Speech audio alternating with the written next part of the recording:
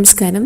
സാധാരണ വിവാഹം കഴിഞ്ഞുള്ള ആദ്യ രാത്രിയെ ഏറെ ആകാംക്ഷയോടെയാണ് നവവരനും വധുവും കാത്തിരിക്കുക.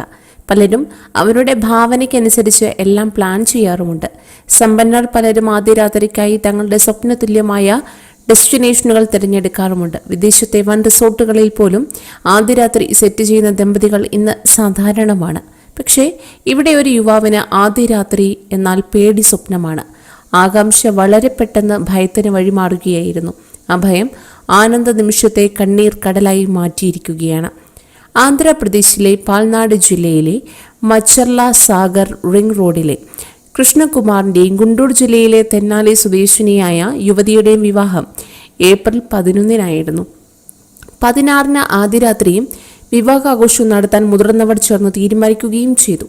12 വരനും സംഘവും ഗുണ്ടൂരിലേക്ക് പോകാനും തയ്യാറെടുത്തു. ഗുണ്ടൂരിലെത്തിയ കിരൺകുമാർ ഇപ്പോൾ വരാമെന്ന് കൂടെയുണ്ടായിരുന്നവരോട് പറഞ്ഞ ശേഷം ബസ് സ്റ്റാൻഡിൽ നിന്നും കടന്നു കളയുകയായിരുന്നു. വളരെ നേരമായിട്ടും കിരണിനെ കാണാത്തതിനെ തുടർന്ന് ഇക്കാര്യം മാതാപിതാക്കളെ അറിയിച്ചു.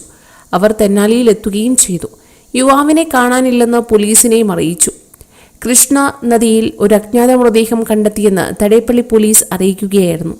ജീർണിച്ച അവസ്ഥയിലായിരുന്നു മൃതദേഹം. കിരണിന്റെ മാതാപിതാക്കളെത്തി മൃതദേഹം തിരിച്ചറിയുകയായിരുന്നു. മകൻ ആദ്യ രാത്രിയെ പേടിച്ചിരുന്നുവെന്നും സുഹൃത്തുക്കൾ ആത്മവിശ്വാസം നൽകിയിരുന്നുവെന്നും അമ്മ പോലീസിനോട് പറഞ്ഞു. തടേപ്പള്ളി പോലീസ് കേസെടുത്ത് അന്വേഷണം ആരംഭിച്ചു. കൂടുതൽ വാർത്തകൾക്കായി ഈ ചാനൽ സബ്സ്ക്രൈബ് ചെയ്യുക.